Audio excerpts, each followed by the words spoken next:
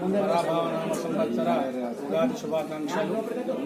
ప్రతి సంవత్సరం లాగే ఈ సంవత్సరం కూడా కోటగిరి మండల కేంద్రంలోని పెద్ద హనుమాన్ ఆలయంలో నూతన పంచాంగ శ్రవణం నిర్వహించడం జరిగింది. పెద్దల సమక్షంలో గ్రామ పెద్దలందరూ కూడా వచ్చి చక్కగా పంచాంగ శ్రవణం చేయడం జరిగింది.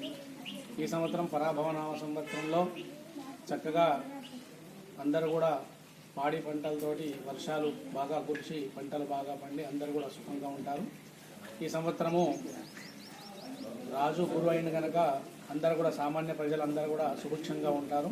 మంత్రి కుజుడు అయిన కనుక కొద్దిగా దేశాల మధ్య యుద్ధాలు, రక్తపాతాలు, అగ్ని భయము, చోర భయం ఎక్కువ జరిగే అవకాశం ఉంది.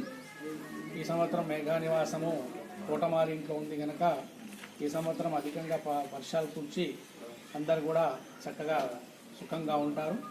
లోహాలకు సంబంధించినటువంటి ధరలు పెరిగే అవకాశం ఉంది.